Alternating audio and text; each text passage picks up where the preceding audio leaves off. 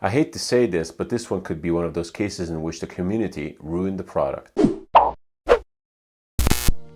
Hello, welcome back to Seldomly Often. I'm Daniel. Today we're talking fragrances, and this is a practical review of BDK's Gris Charnel Extrait. These reviews are for fragrances I have a lot of experience with, multiple wears in many situations, and are meant to give you a general idea of what it feels to wear the fragrance. As per usual, I do a lot of research before buying fragrances these days, but I don't really like to go into details about notes and accords, as I don't really feel that it serves the end user much and it doesn't really give you an impression of what the fragrance smells like. I promise we're going to get to my controversial intro down the road. Today we're talking about BDK's Gris Charnel Extrait, and this one here is a particular fragrance, let me tell you. I have really mixed feelings about it. So first and foremost, I have to say that I don't really have a lot of experience with BDK as a brand. I've tried a couple samples, including the original Gris Charnel. At the time when I smelled the samples, BDK didn't really stand out to me as a house whatsoever. I sort of threw it aside together with other French perfumery houses and didn't really think twice about it. I really wasn't keen on any of the samples I smelled and didn't really have any intention to purchase a bottle. Fast forward some time, and Gris Charnel, specifically this fragrance here, the Extrait, got a ton of hype. This came out in 2022, while the original came out in 2019. When this came out, it was all the rage.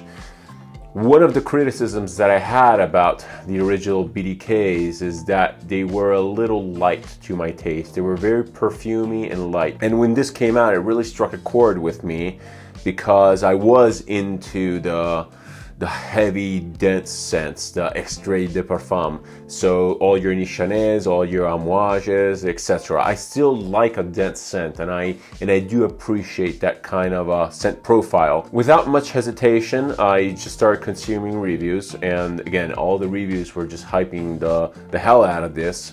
So ultimately, I just went and blind bought it. I wore this a lot. I wore this in many circumstances. I wore this in many environments and situations. I really gave this all the chances it could have. Ultimately, despite really loving the scent, I have a lot of issues with this product, but we'll get to that in a bit. Before that, as per usual, we'll talk about the presentation, and here too I have a little bit of a sourness going on. The first time you'll pick up the bottle, you'll immediately notice how heavy it is. It definitely has a reassuring heft to it. Part of the heft is this incredibly heavy cap. I think this cap is mostly glass. It has this, it doesn't feel metal. It has this shine, almost like lacquered. It feels like glass, and it clicks into place like glass on glass. The bottle too is very hefty, very dense. So on that front, it's good. The style of it per se, I'm not really too crazy about it, but that's subjective. What is not subjective is the quality control on this bottle. I want to preface this by saying that this is my only BDK bottle, and I might be super unlucky. But that being said, given the price point of this thing, because this thing is expensive, it's over $300 where I live, the quality is completely unacceptable. Let's start with the label. The label is this like cheap paper looking thing that is grossly stuck on. And immediately after having it on the shelf for a while, and I want to say that my shelf is in a dark, cool place, the label started developing some bubbles, and despite me trying to like push it down and trying to glue it back, they keep coming back.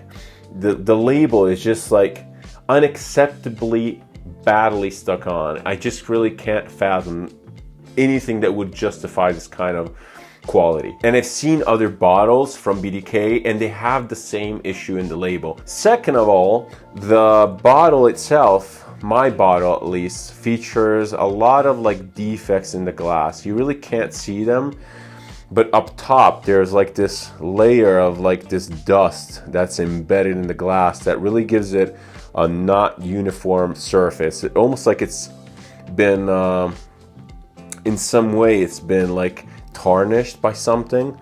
I'm not really sure what it is. Third of all, the atomizer on this one here leaks. And when I first opened the bottle, the whole thing was sort of like oily and leaky. So I'm really not impressed with the whole presentation of the thing. The atomizer for this, I have to admit, is pretty good. The actual atomizer. Let's give it a spray or two.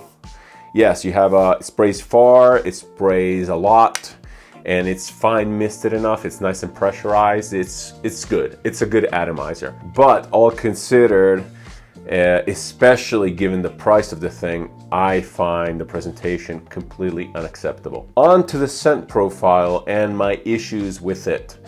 As mentioned, I smelled the original Gris Charnel and I really liked the concept of it. I would describe this fragrance as like a beige color fragrance, as the bottle suggests. And I would describe it as a chai latte, as most people do. It's a very warm, milky, very sweet, not overly sweet, very comforting tea scent with cardamom notes, and it's just really good. The scent profile on this is really good. It's so classy, it's so clean, it's so warm at the same time. I think it's really cozy, and it's very unisex and wearable. And this description sort of fits the original Gris Charnel as well. So the concept behind Gris Charnel is this sort of like warm milk and tea fragrance. The problem with this one, and touching on the controversial intro, is that I feel that BDK came out with this fragrance due to consumer demand for these extracts, for these more powerful versions of fragrances. And I don't think BDK ever intended to make the original Gris Charnel an extrait. And I don't think that the translation to an extrait works at all for this scent. It has a lot of issues. First and foremost, the scent, due to being high oil concentration, I think it's somewhere in the 40s, is stuck. It's stuck in an oily puddle, basically. This thing has zero sillage. Yes, it might last a while because you spray it on and it lasts for a long time, but you can barely smell it. You can spray the frick out of this and it still won't be projecting anything. And I'm not referring to room-filling projection. I'm not even into that. All I want is to be able to spray something, especially something this expensive, and smell it off myself as I move about the day. And this one does not do that. It's so disappointing. The sillage and the projection is so bad that I was initially questioning if I was spraying it right, as crazy as it sounds, because I just couldn't smell it. And I even considered the fact that I might be nose blind to these particular notes.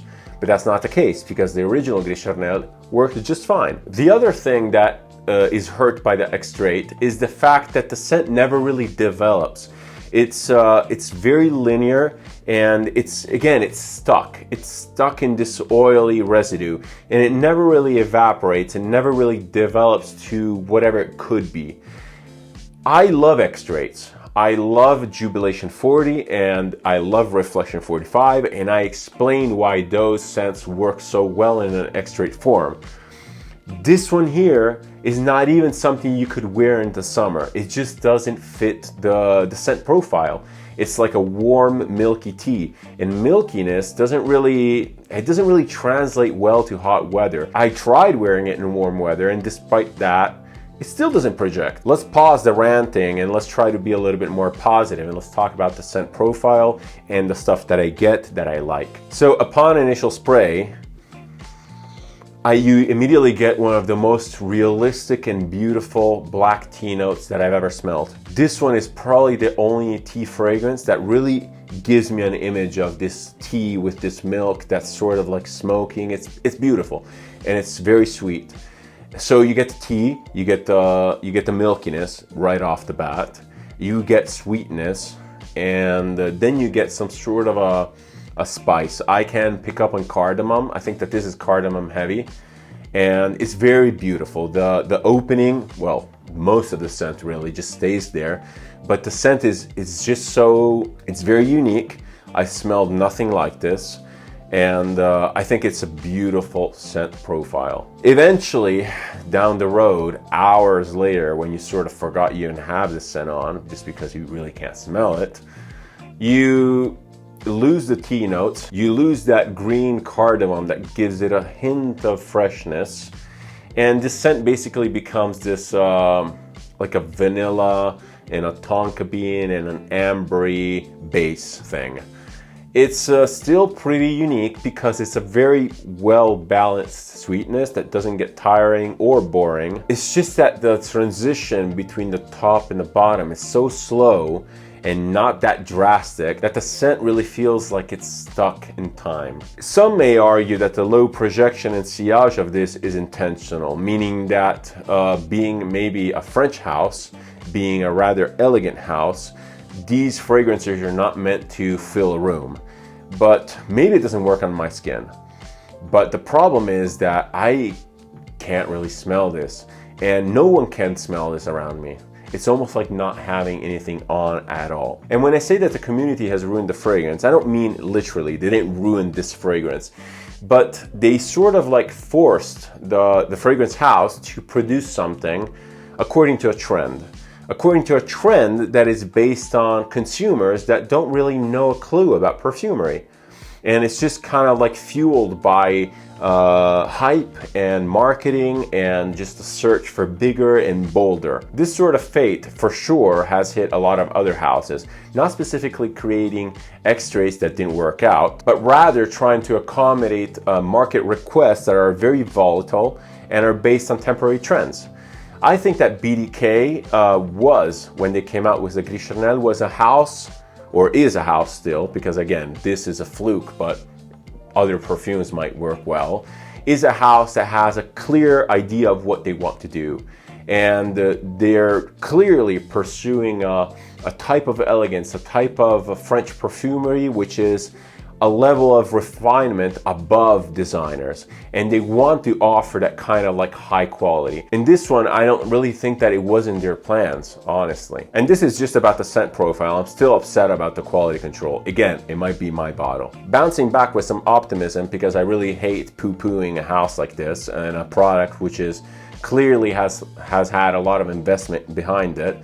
I might not be the right customer for this product. This might be a product for the person that is willing to spend this kind of money, and they're actually searching for a very subtle scent that works well in colder weather, because this is definitely for more colder weather, that is not invasive, that is sort of mass appealing, and that triggers a specific type of memory related to some sort of a milky tea or like a chai latte. I don't have any memory associations to that imagery, so maybe there's also that. Overall, I think that you know what my recommendation for this is. For me, it's a strong sample first, or it's a buy knowing that you're into collecting BDKs and that you're into collecting extraits, whatever. If you plan on wearing this, you need to know what it is, I think. Otherwise, you might be disappointed. Is this a beautiful scent? Yes. Is this for everyone? No. Especially when one pays this kind of money, there are high expectations, which are high expectations of quality, first and foremost, high expectations of performance. The longevity is here, but there is no presence, there is no sillage. And if people are still on the bandwagon of searching for compliments, this is definitely not the fragrance for that, just because people won't even smell it. It might be mass appealing, it is a beautiful scent, but if people don't smell it, how can they even interact with you about the fragrance? I'll probably try to sell this or trade it off. Maybe I might be replacing this with the original Gris Charnel, but honestly, BDK right now just left a sour spot. And I'm not really sure if I feel like venturing down that road again. Especially when I have a lot of different fragrances that might fit the same role, although not having this beautiful tea note scent. Have you had any similar experience with this fragrance, other fragrance from BDK, or other fragrance in general? Please leave any comments, suggestions, opinions down below. Let's open that conversation. I'll be happy to join. Thanks as always for watching, for your time, for all the appreciation and encouragement. Everything is super appreciated. Until next time, until the next video, cheers.